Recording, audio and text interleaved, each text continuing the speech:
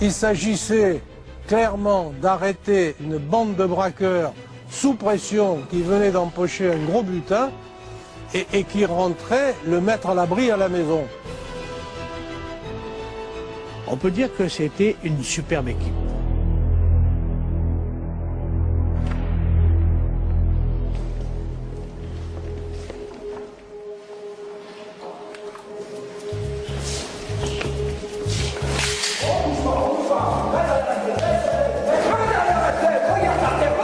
On bouge pas! On bouge pas!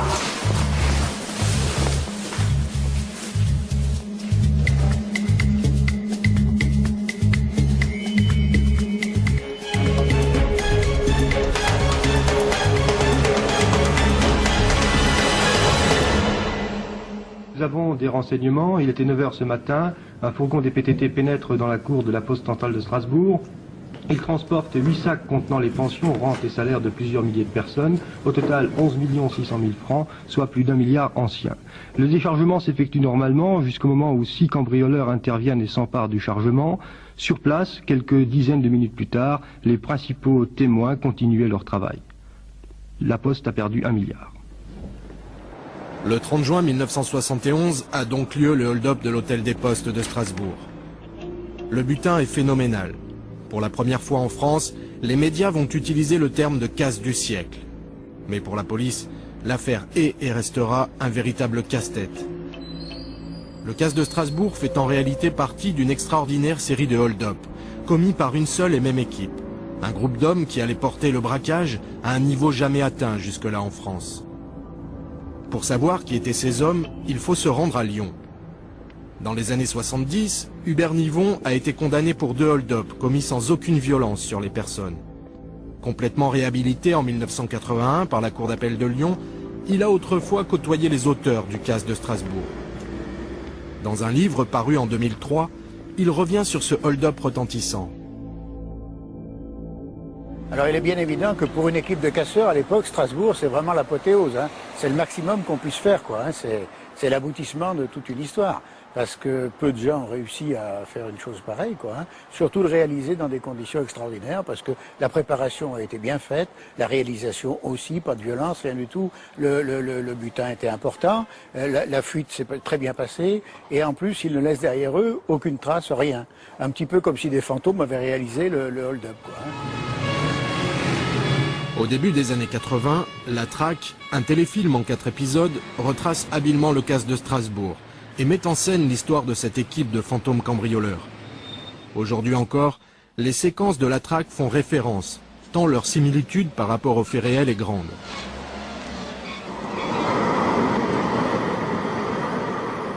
Mais si Strasbourg sert de point de départ à la fiction, c'est du côté de Chambéry, quelques mois avant le casse du siècle, qu'a réellement lieu ce qui devait être le premier braquage commis par cette équipe de gangsters. Ces garçons connaissaient admirablement les lieux. En effet, le fait a été confirmé par une femme de ménage employée au PTT qui a remarqué que ces garçons, ces 2 malfaiteurs, âgés de 35 à 40 ans, étaient dans les lieux, étaient dans la place depuis très exactement 1 semaine. Et lorsqu'ils ont pris... Le casse de Chambéry, c'est un butin national record, quoi. L'action va durer, mettons, quelques minutes, le temps de faire jouer l'effet de surprise, hein. Donc on va immobiliser, tétaniser les convoyeurs, le but étant d'éviter les armes, l'usage des armes.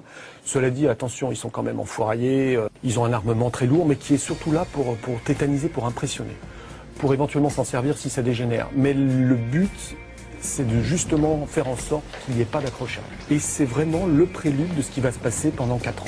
Le hold-up de Chambéry laisse alors les policiers perplexes. Ces derniers l'ignorent encore, mais ce braquage est une sorte de répétition générale de ce qui doit être un véritable coup d'éclat. Nous sommes ici devant la poste centrale de Strasbourg, et c'est par cette porte que sont entrés et sortis, le 30 juin 1971, vers 9 h du matin, les auteurs du hold-up du siècle, de ce qu'on a appelé le hold-up du siècle à l'époque. Alors cette porte, bien entendu, a une importance capitale, puisque c'est ce qui a permis d'entrer dans la poste sans se faire remarquer. Ça avait nécessité une préparation très longue. Environ 1 mois avant l'opération, donc 2 hommes sont entrés ici, par la porte principale, hein. Ils ont démonté la serrure, Ils ont enlevé la partie de la serrure qui correspondait à la clé, ils ont enlevé tout le mécanisme et ils l'ont remonté de façon à ce qu'on puisse ouvrir cette porte avec n'importe quelle clé. Comme personne n'a vérifié derrière, ils sont entrés par là avec leur clé, ils sont ressortis avec leur clé. Et si quelqu'un entre-temps avait dû vérifier si la porte fonctionnait, ben, il n'y avait pas de problème puisque n'importe quelle clé pouvait ouvrir.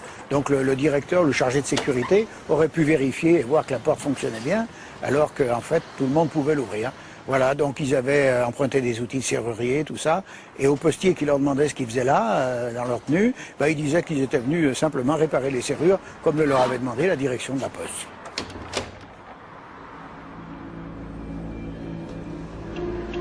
« 15 mois d'observation et de préparation vont leur être nécessaires pour tenter ce qui doit être un hold-up parfait.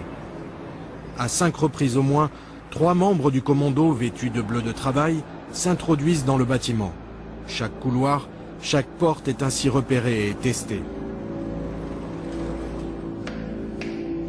L'un d'entre eux se laissera même enfermer après la fermeture de l'établissement. Équipé d'une corde, il effectuera une descente en rappel d'une des façades du bâtiment afin d'accéder à un niveau dont l'accès leur a jusque-là échappé. Le 30 juin 1971, un peu avant 9 h, 5 hommes portant des sacs de sport s'introduisent dans l'hôtel des postes de Strasbourg par une petite porte latérale.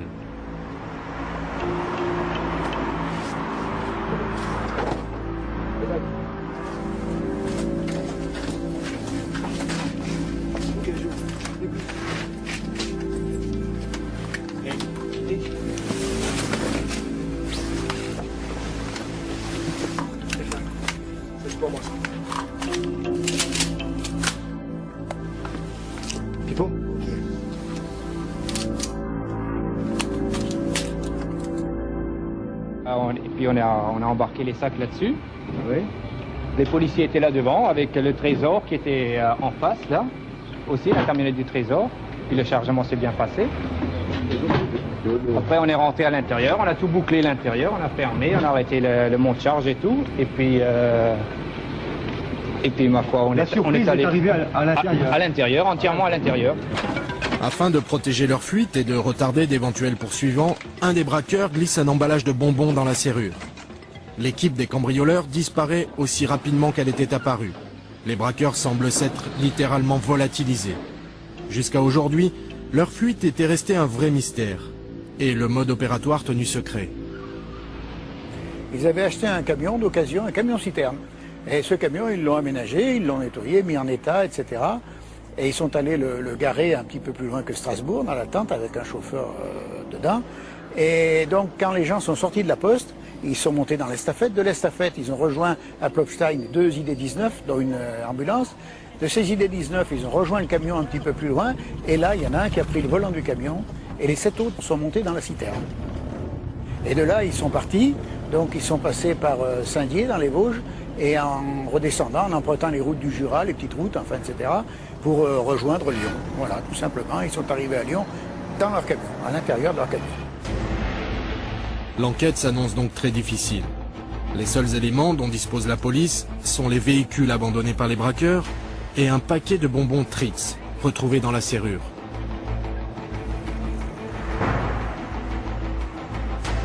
Quelques mois après le hold-up de Strasbourg, une étrange série d'attaques à main armée attire l'attention des hommes du commissaire Richard, du SRPJ de Lyon.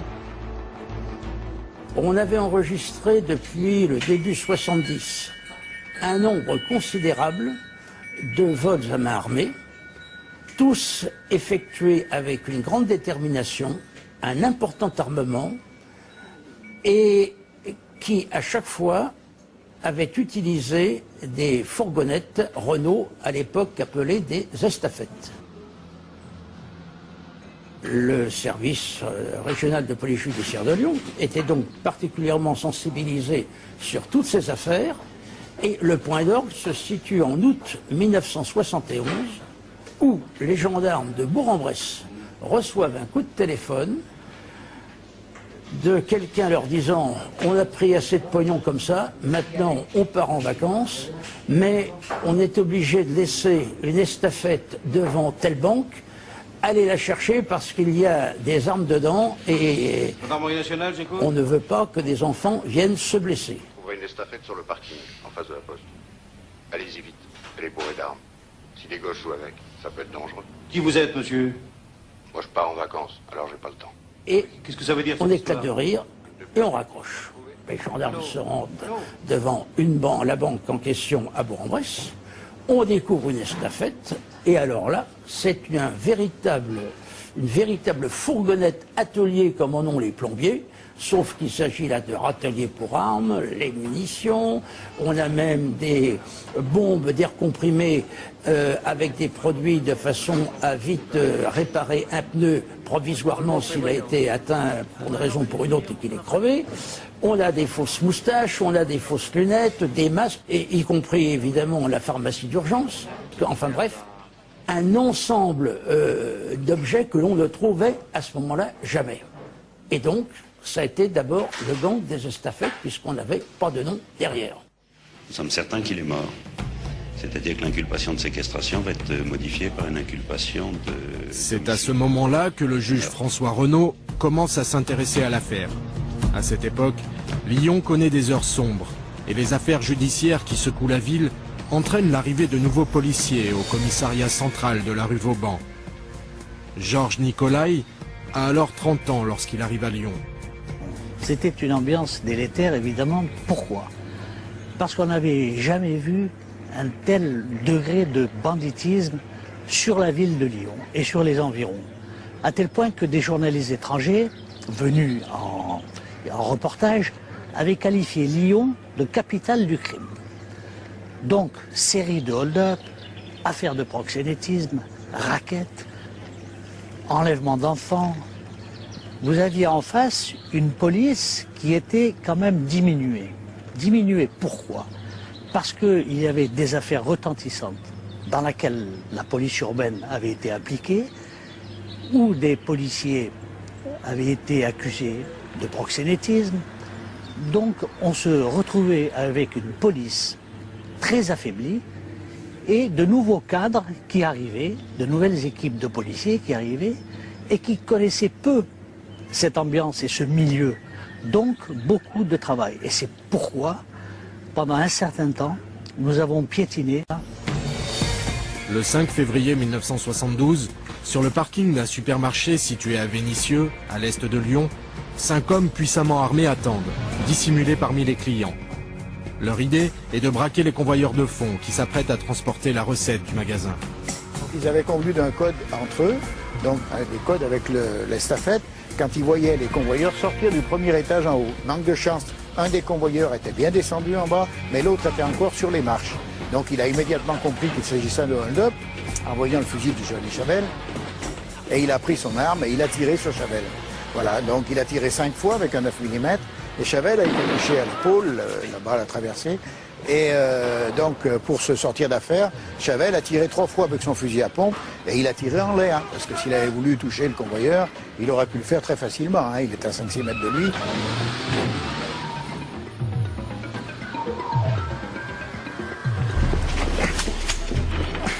Pour la première fois, les membres du commando ont ouvert le feu. Ils ont volontairement tiré à côté des convoyeurs, mais une balle de 9 mm tirée par un de ces derniers a traversé le bras gauche, puis le ventre d'un des braqueurs, sans néanmoins causer de dégâts irréparables. L'homme sera soigné sommairement dans un appartement du centre-ville de Lyon, et il s'en tirera, malgré de longues souffrances.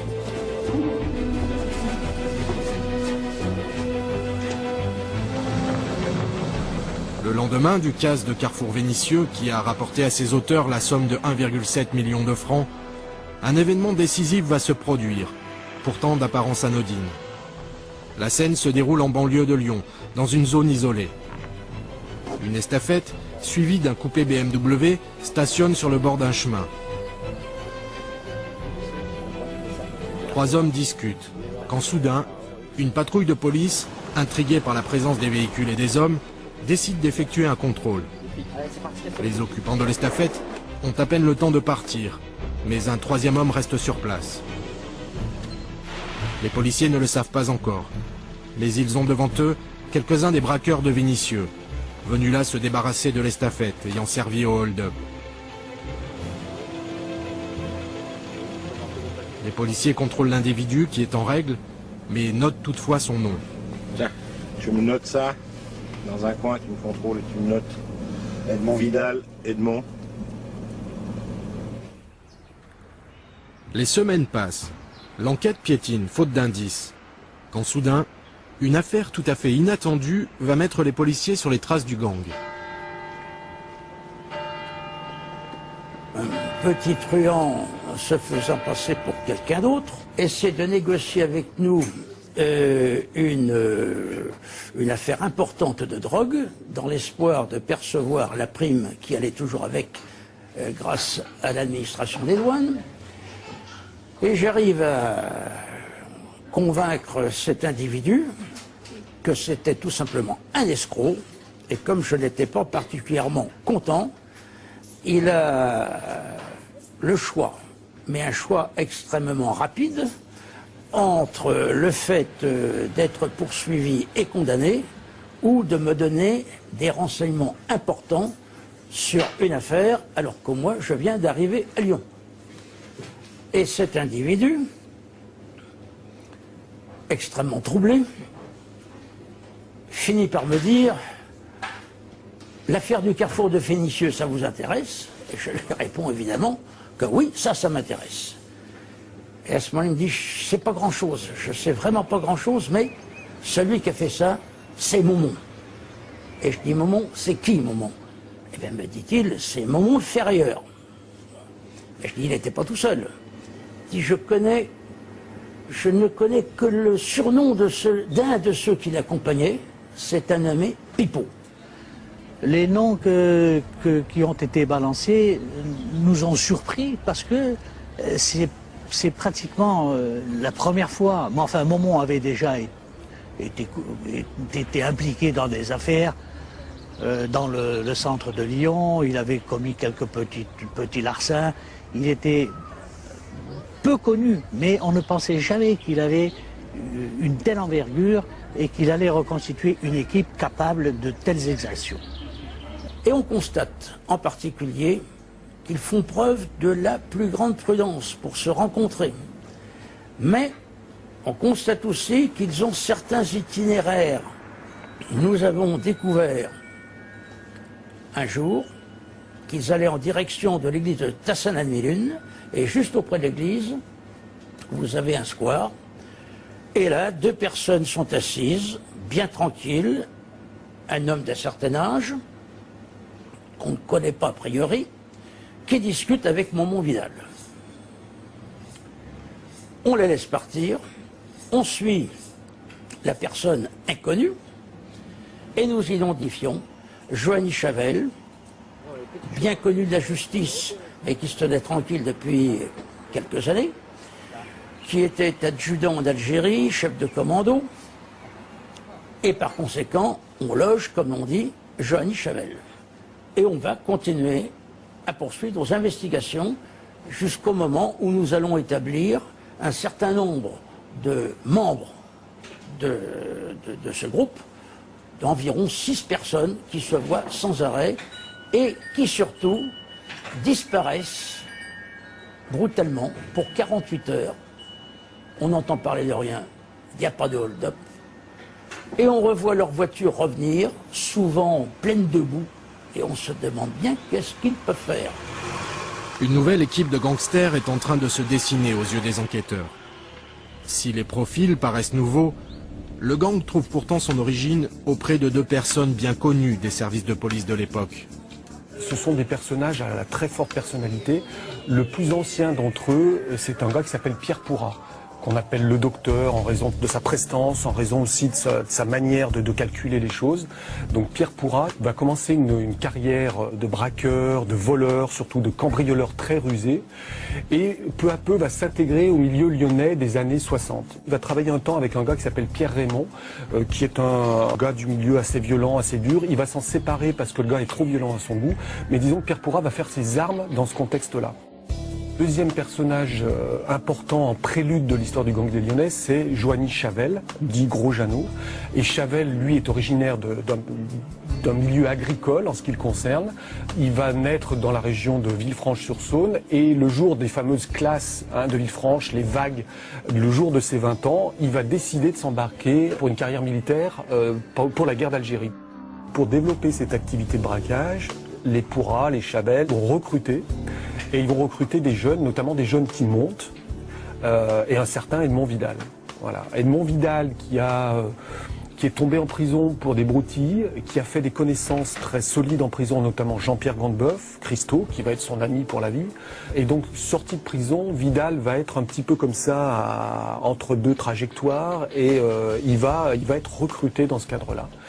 Il va être recruté au départ comme chauffeur du gang, de ce qu'on commence à peine à appeler le gang des Lyonnais. Et donc, on peut dire que véritablement, le gang des Lyonnais va naître à la toute fin des années 60, 1960, début 70. On a vraiment en germe le gang des Lyonnais avec un tout petit groupe, Pourras, Chavel, Vidal, un caïd aussi qui s'appelle Nicolas Caclamanos, qui est un caïd assez connu de l'époque. Donc on a vraiment là un petit groupe qui sont les précurseurs du gang des Lyonnais.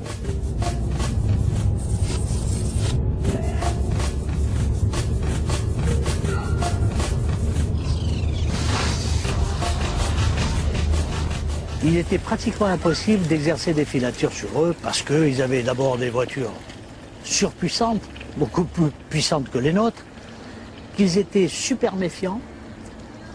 Et évidemment, par exemple, ils attendaient le feu orange pour redémarrer, ils s'arrêtaient en plein milieu d'une rue, ils faisaient demi-tour, donc pratiquement impossible. Devant l'ampleur de cette équipe, on a fait appel à nos amis parisiens, à l'Office central de la répression du banditisme, qui sont venus, qui étaient des spécialistes de la filature, de la surveillance, de l'interpellation. Et c'est pourquoi donc nous avons réuni nos deux forces pour affronter cette équipe de malfaiteurs.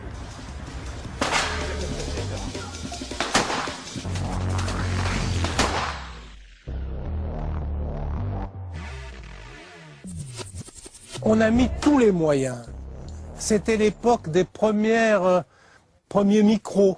On bricolait des postes FM et évidemment on arrivait avec des sifflements dignes des postes de la résistance à capter le micro et puis il fallait être à bonne distance, etc., etc. Mais évidemment c'est des techniques qu'on a utilisées. Encore une fois, ça ne me gêne pas du tout de les évoquer parce que c'est un peu Jurassic Park ces techniques. Mais à l'époque, elles étaient nécessaires et elles étaient productives. Pas toujours.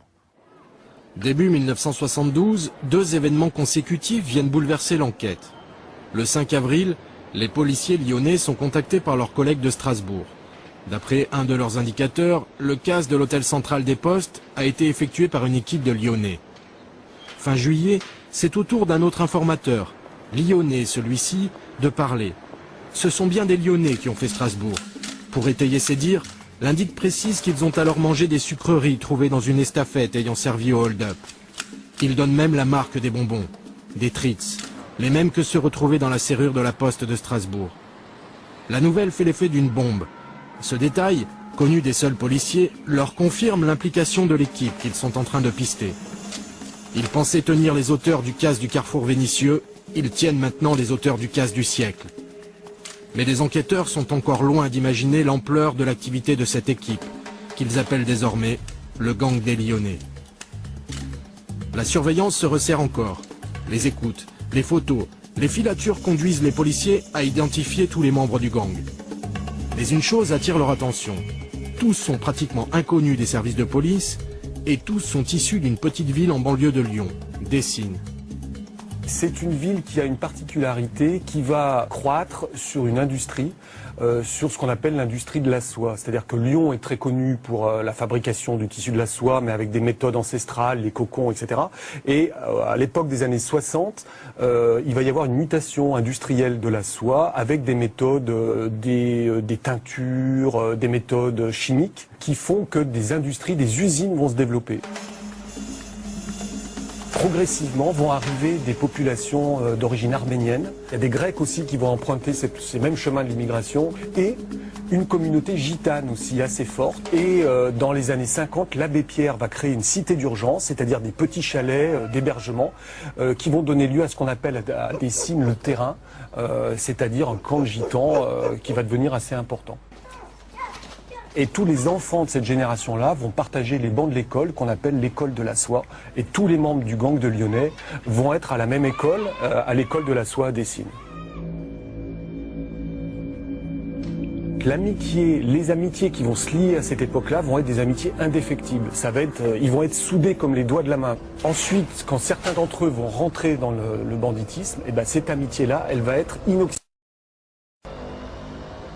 Si Dessines est le fief du gang, le milieu lyonnais est à cette époque tenu par un parrain, Jean Auger.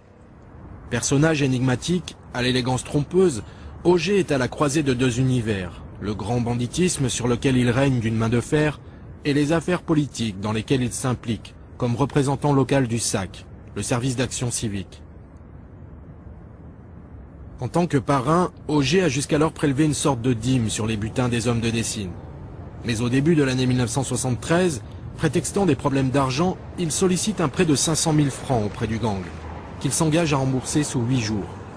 Edmond Vidal et ses amis se consultent et acceptent de lui avancer cette somme. Les jours passent, puis les semaines, et Auger ne semble pas pressé de s'acquitter de sa dette. Il va faire croire que l'argent est investi et fructifié dans d'autres activités. Et en réalité, les jeunes gangsters vont s'apercevoir que l'argent a été placé. Jeanne Auger va leur dire « Écoutez, j'ai tout perdu sur un coup, je suis désolé, l'argent a disparu, c'est pas grave, on s'en remettra ». Sauf que les jeunes gangsters vont s'apercevoir que l'argent a été effectivement placé dans des établissements et que c'est lui qui se l'est attribué. Il va leur dire « Écoutez les petits, c'est pas grave ». Et là, il va y avoir une réaction très vive des jeunes gangsters lyonnais. C'est une déclaration de guerre interne qui se fait à travers cet épisode des 500 000 francs.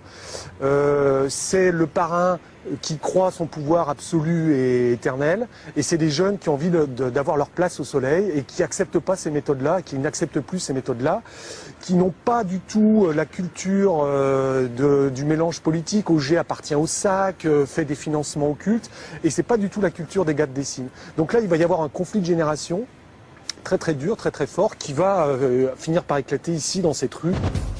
Et donc le 15 juin 73, il vient disputer sa partie de tennis à Lyon Métropole, à Lyon Plage. Il ne remarque pas dans la rue, postée juste à cet endroit-là, une estafette qui planque et qui attend précisément son arrivée. Donc Jeannot pose sa voiture, il va sortir de la DS, rejoindre l'hôtel, donc il va traverser la rue et à ce moment-là, l'estafette va approcher de lui. La porte latérale va s'ouvrir, un premier coup de feu va partir, va le toucher, un deuxième malfaiteur va sortir de l'estafette et va vider un chargeur de 11,43 sur Jeanne Auger qui va s'écrouler contre un mur ici. Des balles de 11,43 et un chargeur vidé, ça veut dire qu'on a véritablement voulu abattre la figure tutélaire, quoi. Donc ce qui se passe à ce moment-là, c'est une véritable prise de pouvoir, c'est un putsch. Edmond Vidal et ses copains d'enfance, c'est eux, le 15 juin 73, qui prennent le pouvoir au sein du gang des Lyonnais.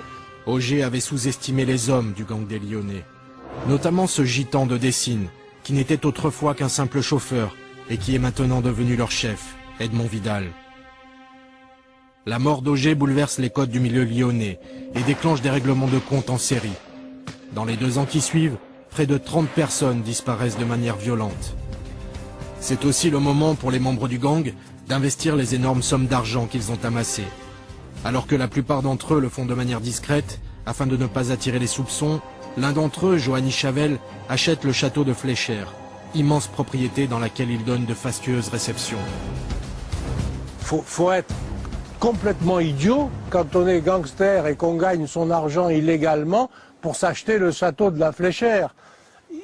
Faut être idiot pour penser qu'on pourra dissimuler l'origine de ça ou qu'on pourra trouver quelque origine admissible. Bon, et Chavel, c'est un peu Monsieur le Troadec saisi par la débauche. Hein. Il a plus rien compris au film et les autres lui ont fait comprendre d'ailleurs, très vite. Vers le milieu de l'année 1973, donc Chavel devient un peu paranoïaque, il voit des ennemis partout, il fait une fixation là-dessus, quoi. Et surtout, il est en concurrence avec Patrick Pourrat, donc le docteur. Chavel essaye de monter une opération pour éliminer Patrick Pourrat. Mais ce que Chavel a peut-être pas vu, c'est que justement chez ce deuxième gang des Lyonnais, il y a une amitié extrêmement solide. Et donc un d'eux va prévenir Momon que donc Chavel recherche l'adresse de Pourrat pour l'éliminer. Donc comme Momon voit qu'il n'y a plus moyen de négocier, que c'est pas arrangeable, puisque là il a fait le tampon pendant longtemps, mais là il peut plus. Donc voilà, l'équipe décide de l'éliminer tout simplement parce qu'il devient beaucoup trop dangereux.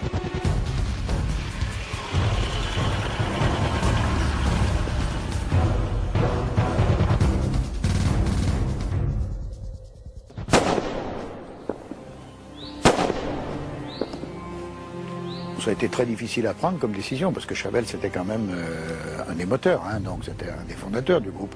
Donc c'était pas facile, mais bon, il n'y avait pas d'autre solution, donc c'est pour ça que ça a été fait, quoi.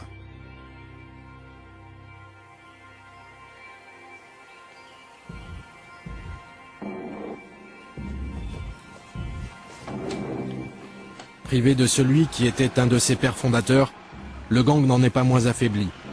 Les braquages s'enchaînent à un rythme soutenu, toujours au nez et à la barbe de la police.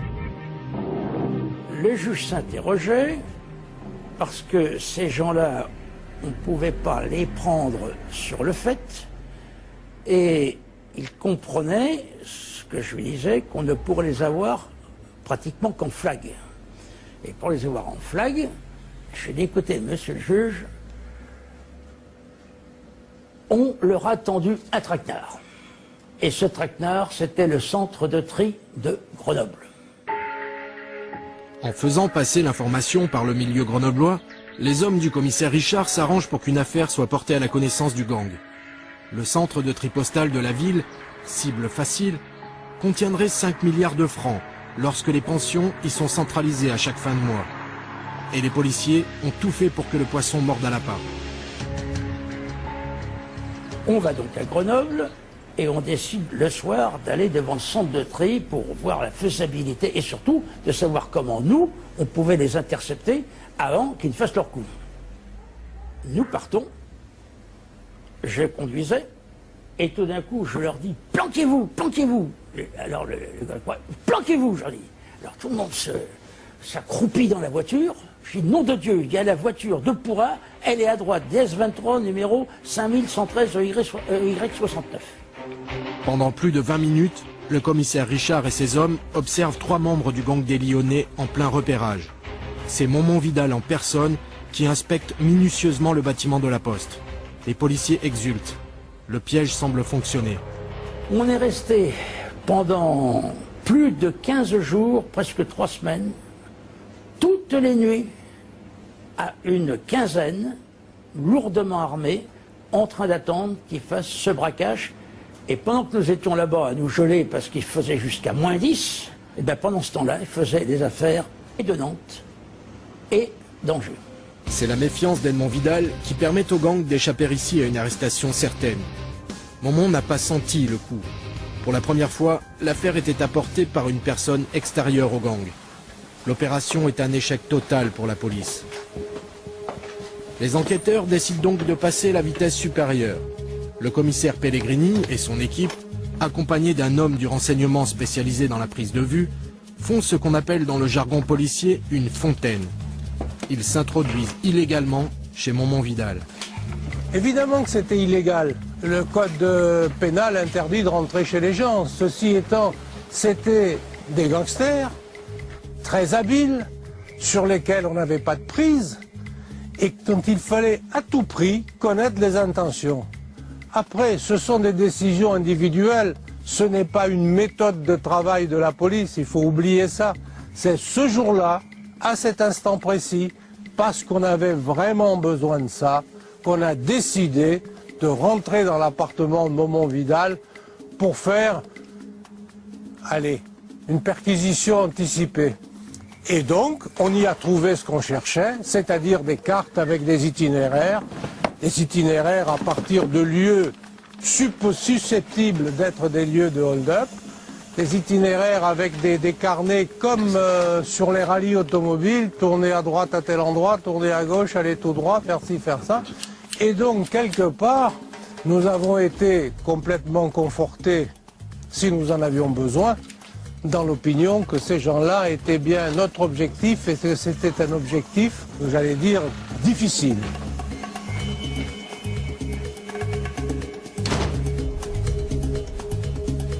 En novembre 1974, l'informateur du commissaire Richard reprend contact avec lui. Le gang des Lyonnais prépare plusieurs attaques simultanées, toutes lancées depuis un chalet de montagne. L'homme spécifie que l'alibi de Momont-Vidal se trouverait à la poste de Champs-Rousse. Se faisant passer pour lui, un homme viendra retirer un mandat au nom d'Edmond Vidal. Sous le commandement du commissaire Richard, va alors se mettre en place une opération de police colossale, la plus grande jamais réalisée depuis la fin de la Seconde Guerre mondiale, le plan Chacal. Les moyens sont démesurés. Plus de 800 gendarmes et policiers font mouvement et viennent former des dizaines de barrages à des endroits stratégiques, tirer des cartes saisies chez Edmond Vidal. Dans le même temps, une équipe est envoyée à Champs-Rousse. Le 13 décembre 1974, Momont-Vidal et plusieurs membres du gang quittent Lyon et disparaissent. 2 jours plus tard, les policiers en planque à Champs-Rousse voient arriver le frère aîné de Momont, Joseph Vidal, dit Galane, accompagné de 5 autres personnes. Tout se passe comme annoncé par l'indic. Le plan Chacal est prêt à fonctionner. Le 16 décembre, vers 9h30, une information du commissariat de Lille parvient aux enquêteurs. Un hold-up vient d'être commis à Aulnoy-les-Valenciennes. Une demi-heure plus tard, un autre appel leur signale un second braquage, à Vendin-le-Vieil, à proximité du premier. Tout de suite après, le policier chargé de surveiller la poste de Champs-Rousse appelle. Un mandat vient d'être retiré au nom d'Edmond Vidal. C'est le signal. Le gang des Lyonnais vient de frapper, à 2 reprises. Sur les barrages, la tension monte d'un cran. Sur ce barrage, nous étions armés, parce qu'on connaissait la puissance de feu de l'ennemi, entre guillemets, et donc on était postés avec des armes adéquates qui étaient susceptibles de bloquer un fourgon, d'anéantir cette équipe, il faut le dire, parce qu'on savait, on pensait bien évidemment qu'ils n'allaient pas se laisser prendre aussi tranquillement qu'une autre équipe de malfaiteurs.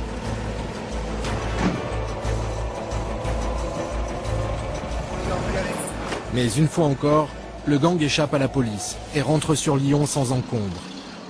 Pour les enquêteurs, c'est un échec cuisant.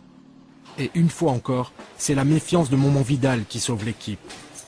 En effet, un détail avait récemment alerté ce dernier. Sur les 3 verrous qui équipaient la porte de son appartement, Momont avait l'habitude de n'en fermer que 2 à double tour. Le 3e était systématiquement fermé d'un simple tour. Mais un soir, alors qu'il rentrait chez lui, Momont trouva les 3 verrous fermés à double tour. Il s'aperçut vite que quelqu'un était rentré chez lui et avait eu accès aux cartes. Les itinéraires de repli n'étant plus fiables, c'est ainsi que pour leurs prochaines opérations, ils rentreraient par l'autoroute, évitant les péages et les contrôles en passant à chaque fois par les accès de service dont ils possédaient un pass. Les policiers comprennent alors qu'ils ne pourront jamais les prendre en flagrant délit. En concertation avec le juge Renaud qui leur délivre les mandats d'arrêt, décision est prise de lancer un grand coup de filet.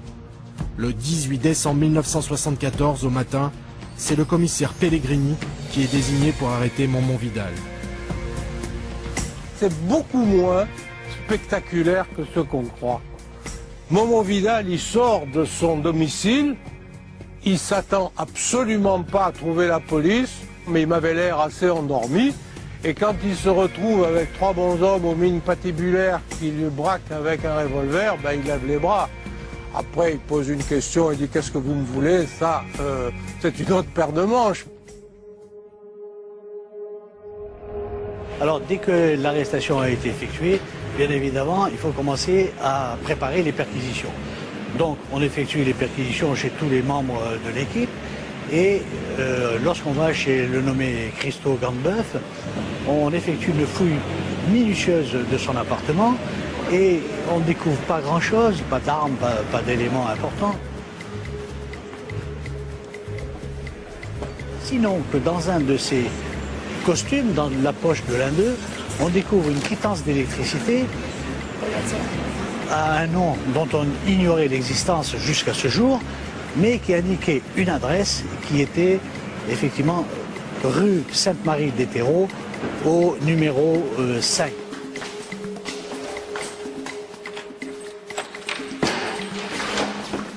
Donc dans cet appartement, on regarde ce qui se passe à l'intérieur, on fouille, on ne trouve rien de très intéressant, sinon que, au bout d'un certain temps, on découvre qu'il existe un parquet.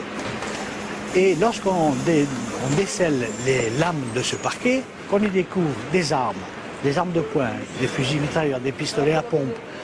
Et, élément le plus intéressant, en dehors des cagoules qui constituent l'attirail complet des parfaits braqueurs, on y trouve des liasses de billets qui proviennent des hold-up commis à Lens et dans le nord de la France. Malgré un dossier fort maigre, le juge Renaud inculpe tout le monde d'association de malfaiteurs. Concernant l'affaire de Strasbourg, il n'a rien d'autre que ce que les indicateurs lui ont rapporté. Mais ces éléments ne constituent pas des preuves, et le reste du dossier est à l'avenant. C'est à ce moment qu'entre en scène un des ténors du barreau de Lyon, engagé pour défendre une partie des membres du groupe. Cette bande était un véritable commando. C'était des opérations militaires qu'il conduisait. Je voyais des profils et des hommes qui étaient ceux qui avaient servi à l'époque, du temps des guerres que livrait la France, ou qui pouvaient avoir servi.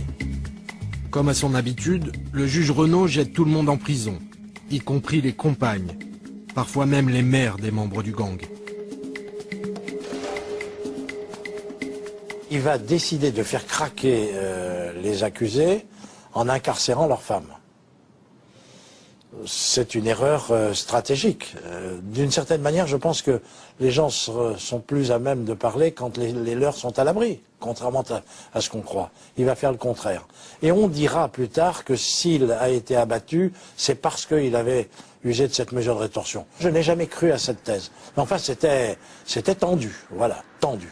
Incontestablement, les meurtriers du juge Renaud sont des professionnels. Il était 2 h du matin quand 4 hommes à bord d'une tonus se sont approchés de lui. Il rentrait à son domicile en compagnie d'une jeune femme, d'ailleurs le seul témoin du meurtre. Les tueurs ont ouvert le feu. Le juge Renaud a essayé de s'abriter derrière une voiture en stationnement, mais les gangsters ne lui ont laissé aucune chance. On a retrouvé une dizaine d'impacts de balles. Et pour le moment, la seule certitude que l'on ait, c'est que le meurtre est lié à la profession de la victime. Un juge vient d'être assassiné en France. Immédiatement, les soupçons se dirigent vers les membres du gang des Lyonnais. Momon Vidal, resté muet jusqu'alors, sort de son mutisme et transmet depuis sa cellule une lettre à Paris Match. Dans ce courrier, il écrit « Monsieur Renaud était un magistrat dont je n'approuvais pas les méthodes, mais je réprouve de la manière la plus totale son assassinat. » Ambre et moi et les confrères qui étaient là pensions que devant la cour d'assises, les choses pouvaient être beaucoup plus difficiles. Parce que l'insinuation, le doute se retournait contre nos clients. Et qu'il était tout à fait important et urgent, précisément, d'établir une séparation entre ce qui avait pu se produire au moment de l'assassinat de Renaud et puis les faits eux-mêmes pour lesquels ils étaient poursuivis. Ils n'étaient pas poursuivis pour l'assassinat de François Renaud ou pour une quelconque complicité. Ils étaient poursuivis pour d'autres faits. Et donc, tout notre travail, si vous me permettez l'expression, à la cour d'assises, a été au départ le déminage. Déminer cette affaire pour en revenir aux faits, et aux faits seulement. C'est dans ce climat d'extrême tension que s'ouvre enfin, le 20 juin 1977, le procès du gang des Lyonnais. Le bâtiment est cerné par les forces de l'ordre. Des tireurs d'élite sont placés sur les toits. Ce sont les ennemis publics numéro 1 que l'on va juger. Mais dès le premier jour du procès, Momon Vidal fait une déclaration fracassante. D'emblée, ils annoncent qu'ils ne peuvent rien dire pour leur défense, pour la bonne raison qu'ils ont agi pour un parti politique, qu'ils étaient chargés d'amener des hautes personnalités à des rendez-vous confidentiels, qu'ils étaient chargés de convoyer de l'argent, sous-entendu, les braquages servaient au financement des partis politiques. Quand Edmond Vidal dit, et les autres, oui, ben on nous demandait de venir donner un coup de main pour tenir quelques meetings et que les choses se passent bien. c'était vrai. Ce qui veut dire d'ailleurs qu'à cette époque, ces garçons disposaient parfois de sauf-conduit. Alors vous vouliez des révélations, en voilà une par exemple. Le chef de la bande, Edmond Vidal, a lancé hier une petite bombe dans la salle d'audience. J'ai posé, a-t-il dit, des micros chez Gaston Defferre en 1973 à l'occasion d'un congrès socialiste. Bien entendu, pour l'instant, c'est impossible de savoir si Edmond Vidal a menti. Vous pensez bien que la réaction du maire de Marseille n'a pas tardé. Elle tient en une phrase, très courte. Procéder de cette façon relève de méthodes d'espionnage, rappelle la fameuse affaire du Watergate. Je pense donc que la justice devrait aller plus loin, rechercher qui a fait poser les micros, pour le compte de qui, et si on allait jusqu'au bout, alors peut-être les mœurs politiques françaises seraient-elles assainies. Je suis quelqu'un qui a vécu tous les soubresauts de la guerre d'Algérie, j'ai plaidé pour des gens. J'ai donc vu des relations se nouer entre des gens qui appartenaient au milieu du milieu. Et puis des hommes qui étaient des politiques et qui avaient besoin pour faire face à quoi? À une rébellion qui pouvait emporter toute la République. Donc on n'allait pas chercher midi à 14h, on allait chercher ceux qui avaient un peu de sang-froid et les yeux ouverts et qui n'avaient pas peur. Et on les a trouvés là aussi. Mais c'est un tout autre paramètre qui va venir peser dans le procès. Et Ambre va avoir une idée de génie. Il va avoir l'idée de génie dès le deuxième jour. Ils vont pas s'évader comme ça. Il y a des policiers entre Jeannette, qui est restée la femme fidèle de Momon. Pourquoi les séparer? Regardez-les. Et le président va accepter, il va accepter qu'on les mette côte à côte avec des policiers de chaque côté. Et pendant 8 jours, le jury, de plus en plus attendri, chaque matin, je surprends leur regard, regarde les deux amoureux. Ils sont beaux, tous les deux. Ils se tiennent la main, échangent parfois un regard. Au moment où la foudre risque de s'abattre sur eux, leur amour emporte tout. Au bout de 14 jours de procès, le jeudi 7 juillet 1977, vers 14h30, la cour et le jury se retirent pour délibérer. C'est à ce moment-là que va se produire quelque chose de tout à fait inhabituel. Yvon Deschamps a alors 30 ans, lorsqu'il s'oppose en tant que juré au président de la cour d'assises. Le président propose aux jurés de juger les accusés non pas en partant du chef du gang, mais de la personne la moins impliquée.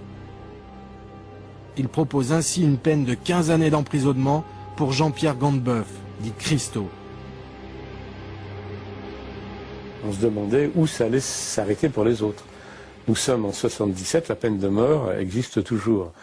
Le parquet avait requis la réclusion criminelle à perpétuité pour Edmond Vidal. Mais mes collègues jurés se sont rendus compte qu'on était parti sur un mauvais chemin, parce qu'on allait aller très haut.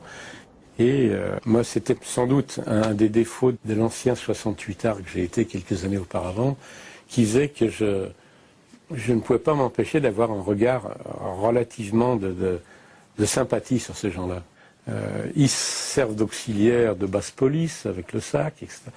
Tout ça, ça donnait une impression un peu de gens manipulés, mais pas forcément toujours aussi coupables qu'on voulait bien le dire.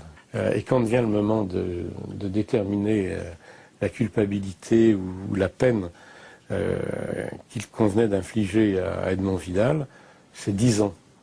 Et le président de la cour d'assises, furieux de ce jugement qui, disait-il, et il avait raison, n'avait aucun sens.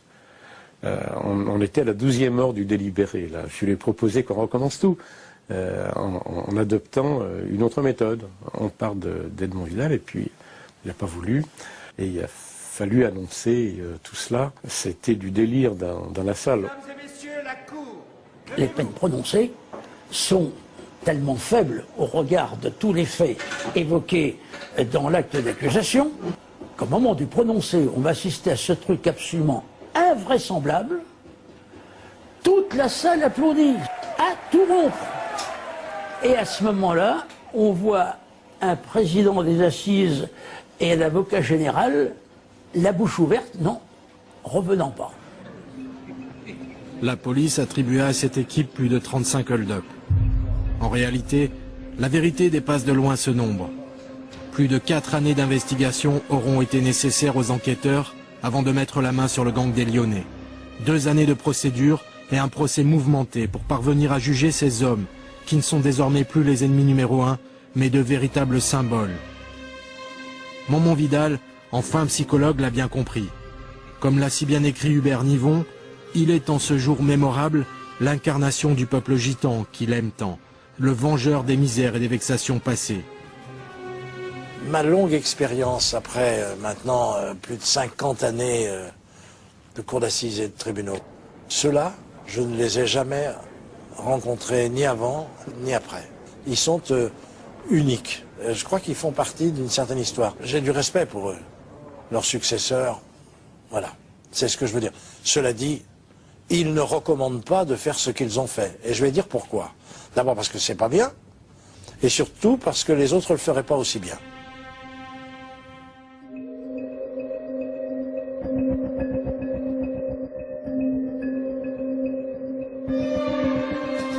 Plus de 30 années ont passé.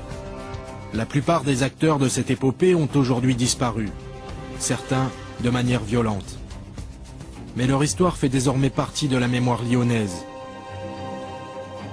Edmond Vidal, leur chef, se consacre aujourd'hui à sa famille et aux siens. Toujours très bien entouré, il continue de cultiver son sens profond de l'amitié.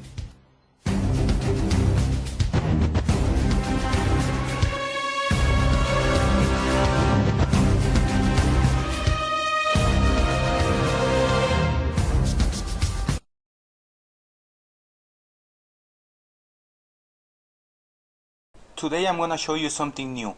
I'm going to show you the system I recently created that will allow you to make real money online using your PayPal account.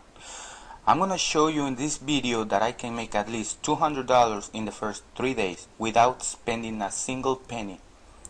This system is completely designed to help you make money, not to help you spend more money like other systems. You will be amazed on how this system works. I spent an entire month creating and designing every single detail in this system. I worked so hard creating this step-by-step guide in video format so you can see in real time how I do it. Okay, so let's give it a try. Okay, today is day 0, the day where I set up everything in the system. Tomorrow will be day 1, the day where I'm gonna start receiving money through my PayPal account. So I'm gonna pause this video, okay? And I'm gonna set up everything. Okay, now that everything is set up, I wanna show you my PayPal account, okay? So I'm here in my desktop. I'm gonna open the internet browser. I'm gonna go to PayPal.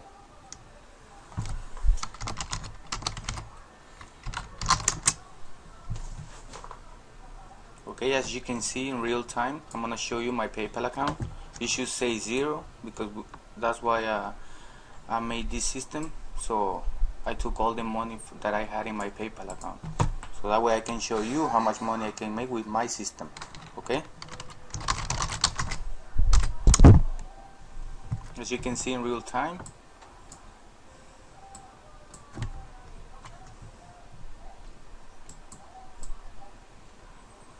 okay, as you can see, it says this is my name. So right now I have 0 USD, and proof, I have enough proof that this is my name. If I go to google.com, for google.com, I have my Google account, which I appear right here in the corner. It says Carlos, well, that's the real name, and my PayPal account says welcome Carlos. It's same. So you guys know my name now. So okay, so it says 0. And now that everything is set up, we're gonna have to wait till tomorrow, okay? So in this video, I'm gonna pause this video and I'm gonna start recording tomorrow. Okay, my friends, today is day 2. We should have some money in my PayPal account by now. So I'm gonna go ahead and I will open up the web browser again, like I did yesterday. Okay. I have my Google as my homepage, so that's why you guys see Google every time I go to my web browser, okay? So I'm gonna go ahead and type PayPal.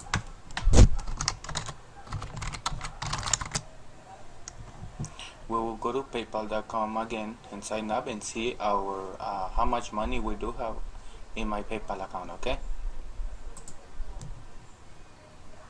I'm gonna go ahead and log in real time, as you can see.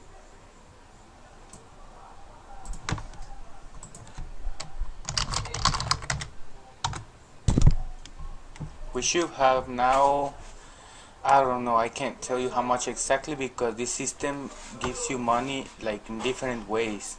So I'm gonna go ahead and log in and show you guys. Okay, ready? Let's go.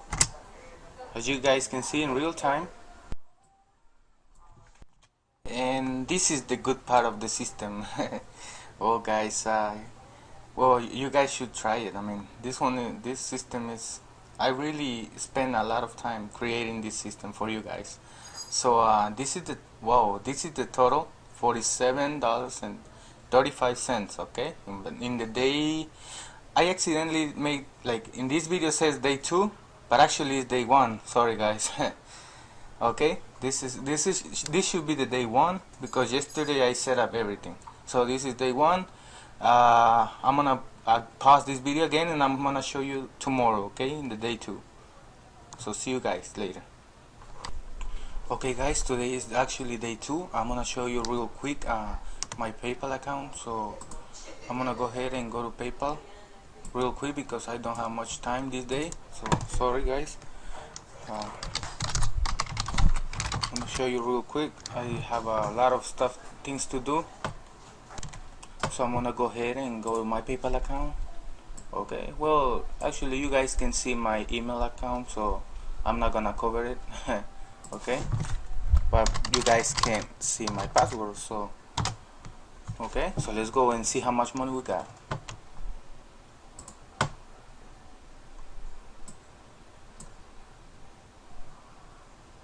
Oh my god, I didn't expect that. Okay, you guys, real quick, I got $154.55, okay, US dollars, and this is 100% real. You guys should try it. So I don't have much time. I gotta go, and I'm gonna see you in the day 3. Okay, so see you guys later. Okay guys, today is day 3. I'm gonna go open my browser again. I'm gonna go to PayPal.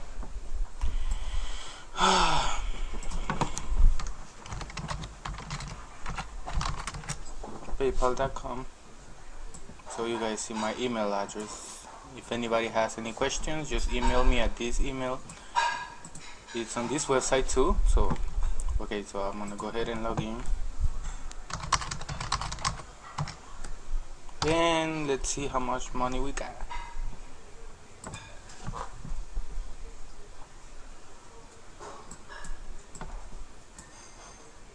And boom, you see guys, 210 with 85 cents. Okay, you see how easy it is guys. I mean, once you follow the step-by-step in video format, all the system that I created, once you do that, I will show you exactly how I do it. But it's not that expensive guys. I mean, if you guys want to make this, the reason I charge for this is so I can make more money because of the hard work that I made. You see this video that I'm recording, like it takes time to make this video. I mean, it took me like 3 days to make this video.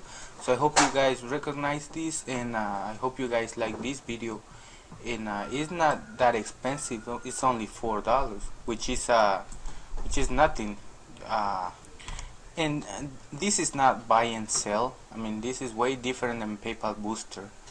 That's the bad thing about PayPal Booster, that once you buy that, you have to sell it. Like, you know, this is way different than that. We're gonna use free internet resources, so we're gonna work with free stuff, so that way you don't have to spend a penny. So now it's time for you guys to decide whenever you wanna buy this system or not. Okay, I'm here to help you, and I'm here to show you this step-by-step guide. Okay, that's it guys. I hope you like this video, and this is 100% real, no BS like other systems. So please try it, and And then email if you wanna email me, just email me at the email address below. Or if you wanna, if for some reason you're not comfortable or you don't like this system, I'll give you the money back for sure. All you have to do is send me an email, okay? So I hope you guys like this video. And now it's time for you to make this amount of money in your PayPal account, okay? Bye.